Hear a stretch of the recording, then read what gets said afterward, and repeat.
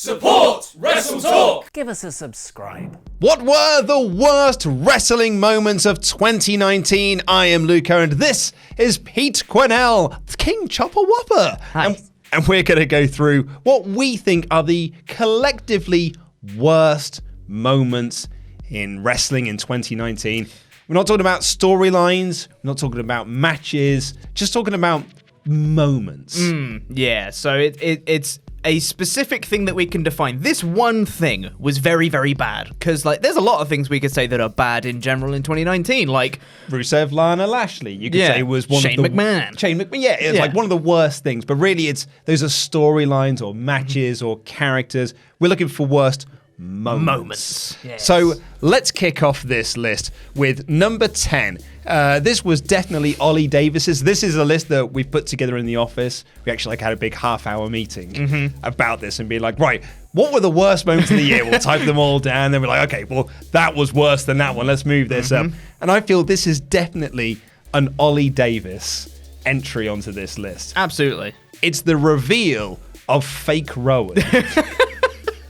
And it was awful. It was dreadful, because the story was that Roman Reigns had been being attacked, and Buddy Murphy said that it was Rowan that was the attacker. So then Brian and Rowan said, no, it wasn't us, it was this guy. And they revealed it, and it's a guy that looked like Rowan.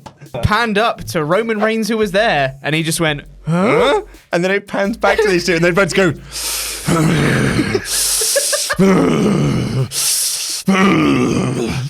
it was never mentioned again. No, and it was awful. It was dreadful. In a story that was starting to build intrigue, started off a bit weird, but then some people started to get into it. This just derailed it straight again. And the confusion on everyone's face. Daniel Bryan was like, what is going on? Yeah. What have I got myself into?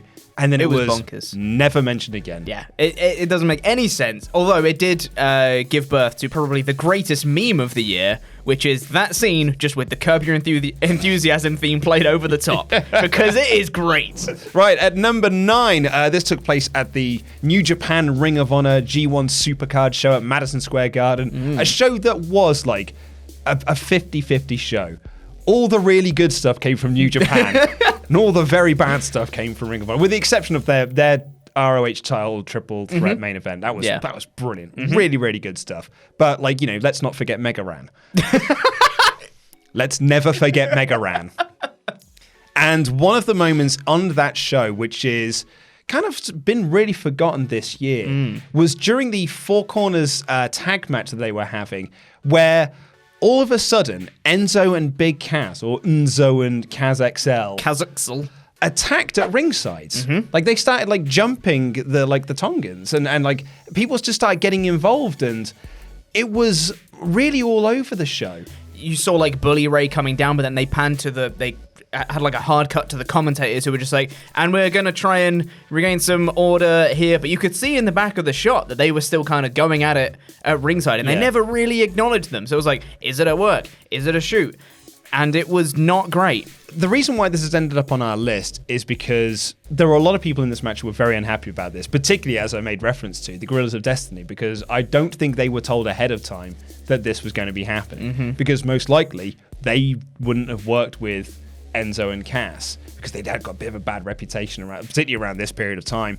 And it was a decision that was made by ROH management. New Japan didn't really want to do it, but ROH did. And from what I can gather as well, if I remember the reports, was it was all top brass ROH management wanted to do it, but none of the creative team wanted to do it. So they were sort of forced to do this angle. And it didn't go anywhere. No, I think they again, if I'm remembering reports correctly, they did it to try and gauge the reaction, and the reaction was very, very negative. Very poor. Were never mind. Yeah, and we won't do that anymore. Yes, they didn't do any more business with them. They didn't appear at any TV show, tapings or anything like that. So yeah, it was a bit of a misfire on a show that had quite a few misfires. Let's not forget Mega Ran. Let's not forget Mega Ran. Poor old Mega Ran. He's probably a really nice guy. Number 8. There's an episode of Raw where the main event was Shane McMahon and Drew McIntyre. Remember that partnership? It was a partnership that quietly ended. Versus Roman Reigns and Gary the Goat Garbutt. If you listen to this, you'll be like, who the hell's Gary the Who's Goat? that? Gary the Goat Garbutt was a janitor like an old janitor that Drew and Shane had hired backstage. They paid him $5,000 to be Roman Reigns' tag partner because, we're heels. And now, Roman, you've got a tag with an old man. What heels? And then we get to the match. And Gary the Goat Garbutt comes down in his janitor overalls and this wrestling mask. Like a Lucha Libre mask. And in through all of this action, he gets tagged in.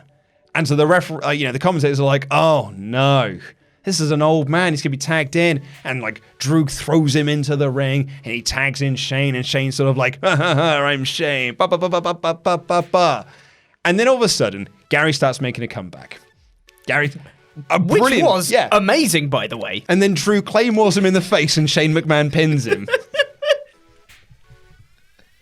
And so Gary lost the match. Yes. And then Roman Reigns gets in and he clears house. They then do the reveal as Drew and Shane are walking up the ramp that it was Cedric Alexander all along.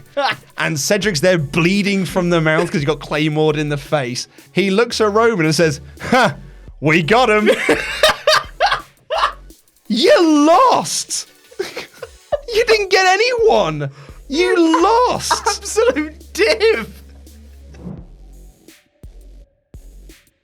So at number 7, in this never-ending feud between King Corbin and Roman Reigns, there's a certain episode of SmackDown, one particular promo where Baron Corbin, who's not known for great promos, I think he himself he's a great promo. Is a great promo. He's just given bad material. His promos are terrible.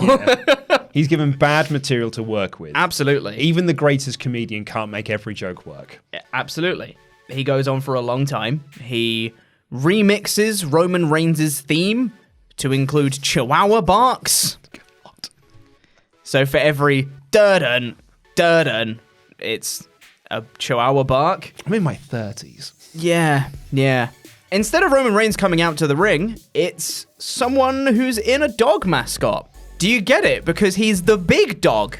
So I'm on Twitter, you scroll through or you read the Wrestling Observer, what happens? You go to the websites and stuff and find out what happened. And when I saw these images, I was like, oh God, I'm a grown man.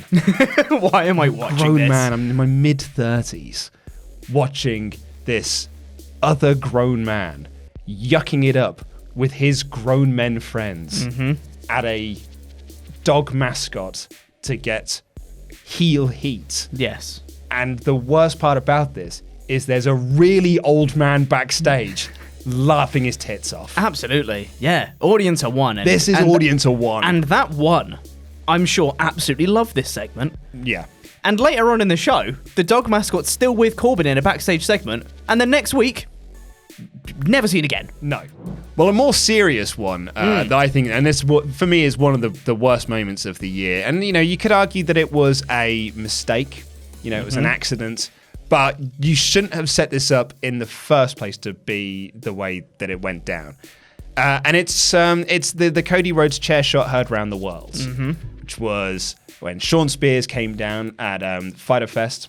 He wallops him in the head as hard as he can. And the report is Tony Khan said afterwards it was a gimmick chair. Like it was supposed to be a gimmick chair. Cody's head was eventually just like go through it. Wasn't supposed to really damage him, so he turned his head. And Cody bleeds a gusher. He just crumples to the floor. Concussion City. It's the worst kind of heel heat because I think this is a reckless, idiotic thing to have done in 2019. And I know, there will be some people watching this who'll be like, snowflakes, SJWs, or whatever it is, whatever terms you like to use on the internet. You just, it was a hardcore spot. We used to do hardcore spots back in the time. I always remember Mick Foley's story that he tells, which is that at one point he was driving home after a show in New York and he drove past his house because he forgot where he lived. Yeah. Because Mick Foley over the years took a lot of these sort of shots to their heads and it has a long-term effect. We're living in a post-Benoit world now. We should not be doing unprotected chair shots, even with gimmick chairs. I thought it was a really, really bad move. Yeah, it was not great. No. At number 5, this one is a match. However, it's more of a moment because this one took place in Saudi Arabia, where the real feel was very hot in Saudi Arabia. The real feel was old enough to kill 2 old dudes. This is The Undertaker versus Goldberg, which is arguably the worst match of the year. Yeah, this was a really, really bad moment. And it resulted in injuries for both of them, I believe. Yep. Goldberg got a bloody head and a concussion. There was botched tombstones. And yeah, he wouldn't go up for the choke slam. He couldn't go up for the choke slam. It was hard to watch, and it was just something where you just go, just please end this match now. Yeah. One, because for their own safety, but also because it's just a bad match as well. Goldberg's not happy with the match. Taker wasn't happy with the match. I don't think anyone in the crowd was happy with the match. It was an embarrassing sight to see. Exactly, yeah. In at number 4, we didn't want to just do NXT call-ups, general. Because, as we all know, it's become a yearly tradition. We do a load of NXT call-ups and none of them do anything. It was the show in which they opened up and effectively said, we're sorry again. The show's still not good. Here's 4 NXT call-ups. Yes. And they had a graphic on screen that said, tonight we were going to get the debuts of NXT champion Tommaso Ciampa, North American champion Johnny Gargano, Aleister Black and Ricochet. Story goes, Vince called Triple H and said, give me your 4 top talent. Yeah. We need to put those 4 on now. And they just came out and it was in front of a bad crowd that had I know people will blame the crowd for this, but they were given no reason to be excited about these 4 random lads. Mm-hmm. So it just instantly flattened all 4 of them out. Yep. Like, legit should be top talent guys. Flatten them all out. But worse, for me, it was damaging to what they were doing on NXT. So damaging. Not only because Ciampa was a face on the main roster when he was a heel on NXT. Mega heel. The top heel on NXT. He teamed with Johnny Gargano on the main roster, and they were feuding in NXT. Yeah. After their long storied rivalry. And they just threw it all in the can because they wanted to do a cheap ratings bump for the main roster. Which didn't work. This is very close between 2 and 3, by the way. It is really, really close. It's the end of Kofimania. So Kofimania caught fire in February when Mustafa Ali got injured, and they needed a replacement for the Elimination Chamber. So Kofi gets put into this match and accidentally gets over. Yeah. To a huge degree. Yeah. Kofimania blows up. In the course of one match as well. Credit to WWE, they went with momentum. Yep. They realized they had something here and they were like, yeah, let's do it. Let's do Kofimania running into WrestleMania and he's going to win the WWE Championship and it's going to be brilliant. The end of Kofimania began when it started. Because as soon as he won the title, he was instantly booked like a mid-carder. And then we get to the actual conclusion of this, which is Brock Lesnar beats him in 8 seconds. Yeah. Which I think Lesnar should have won that match. Yep. No, I agree. I think the Kofimania had come to an end. Totally. It's the way it ended. In 8 seconds, you don't give Kofi any offense in the match. It is, he runs at Lesnar, Lesnar picks him up, hits an F5 and wins. I couldn't believe it. Have him kick out a 1 F5, because at the very least, it still wouldn't have been great, but we're not insulted to the point of having ever believed in Kofi Kingston as a main event talent. This is a career, not killing moments, but it's a momentum killing moment. Oh, yeah. It's Becky Lynch apologizing to the McMahons. Yep. And they balls this story up left, right, and center. It was all about returns and suspensions and fines and blah-de-blah-de-blah. It's Charlotte Flair. It's... And Becky was like, I'm not going to apologize because you're just going to screw me out of something. Mm-hmm. And they pleaded with her and we're not going to screw you out of it. We just want an apology. And so she apologized. And they went... And that was it. And they went, cool, thanks. Instantly undermines her. What were they thinking? It is backwards. It's totally backwards because Becky Lynch, since Survivor Series, was the hottest thing in the company. She then went to win the Royal Rumble later on, and people were so into it. And then it built and built and built, and people were saying, WrestleMania main event, WrestleMania main event, WrestleMania main event. She's going to do it. She's going to win the title there. It's going to be great. And it never built to anything. No. It didn't matter a jot. It was just so that McMahons could have the top babyface of the company apologize to them on national TV to show that they're in control. And what did it achieve? It is our number one worst moment of the year. Chopper Pete Quinnell, what have we got? Laurie and I did the live reactions for Hell in a Cell this year. Oh my God. So this was... Tell me a story, Pete. Okay, so straight after WrestleMania, some video packages started playing for a brand new character, which eventually got revealed to be The Fiend. And then he debuted at SummerSlam against Finn Balor, and it was awesome. It is the best character reintroduction I've ever seen. Ever. It was from WrestleMania, the Raw and SmackDown after WrestleMania through to SummerSlam is perfect. Yeah. It is note perfect. It's flawless. He's selling a ton of merchandise. Let's ride this momentum. Let's do it. So, what's the biggest thing they could do after that? How about a Universal Championship match against Seth Rollins inside Hell in a Cell? The entrances were great, and it started off with Seth Rollins getting a kendo stick and Bray Wyatt no-selling it. Bray Wyatt got a big oversized mallet and tried to pierce him with it. Yep. Seth Rollins did a stomp, and then he did another stomp, and another stomp, and then The Fiend kicked out at one. And then Seth Rollins delivered like 9 more stomps to him. And then he hit him in the face with a chair, and then he got a ladder, and then he got a toolbox and put that on top of him. No DQs at this point because it's a Hell in a Cell match. Why would you ever have a DQ in a Hell in a Cell match? And then Seth Rollins gets a sledgehammer, or as some people might call it, a small mallet. Yeah. Smaller than the one that Bray Wyatt had used earlier.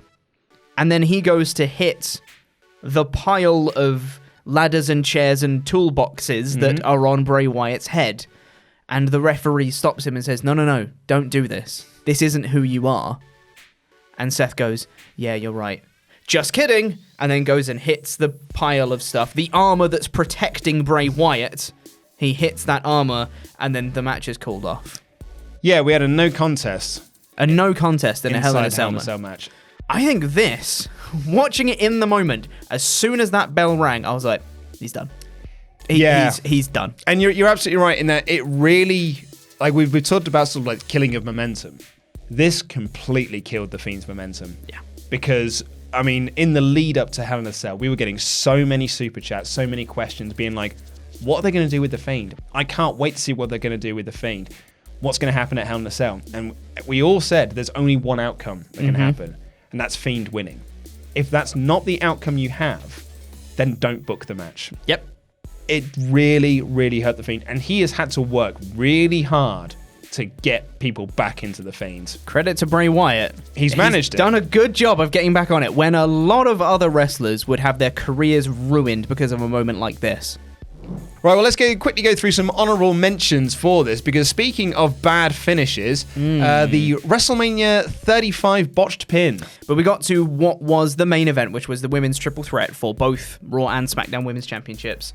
Becky Lynch won. She got a crucifix roll-up on Ronda, but her shoulders went off the mat on the one count. Way up. And then the ref continued counting. So then it looked really odd and stupid, and then Becky won even though she shouldn't have, but then everyone was kind of a bit confused afterwards. It didn't have the big crowning moment that we all wanted for Becky. It didn't really happen. Yeah, it was a real shame. Yeah. A real damp way to end. No, it was a roll-up.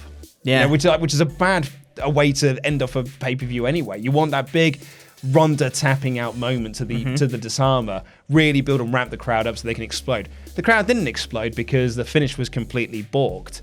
And yeah, when you hear then the reasoning why, it's because, well, Ronda never tapped out in UFC. It's not real! It's fake fighting! Like, you can do whatever you want! Yeah. She could summon a unicorn to like trample over her. Why? Because it's wrestling. We didn't want to do storylines, but we did have Mike Nellis's first cuckolding segments. Yeah, we just thought it kind of like snowballed, and I mean the storyline got dropped with him and Maria. But like, you know, it led to all the Lana, Lashley, Rusev stuff because Paul Open Heyman the was floodgates, like, yeah. Yeah, exactly. It opened the floodgates because he's like, well, got to cuck someone. Yeah, exactly. TLC main event. It's just uncomfortable. It was uncomfortable. Really to uncomfortable watch. to watch. Yeah. I thought it really derailed all momentum. Kairi Sane's injury early was not pleasant to watch. Yeah, it was just a not nice moment to end the last pay-per-view of the decade. Jim Cornette's NWA commentary gaff. Yeah. No place for it in 2019. No place for it ever, really. The reveal of the 24/7 title.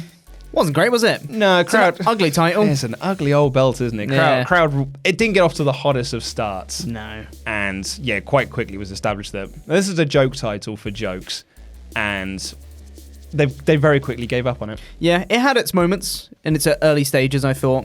There were a couple of bits where I was like, oh, that's pretty funny. That's about it.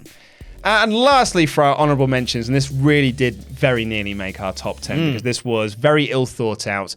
It was Cody bringing out Pharaoh during his entrance at All Out when there were lots of fireworks going off. It's not an unknown thing that dogs are afraid of fireworks.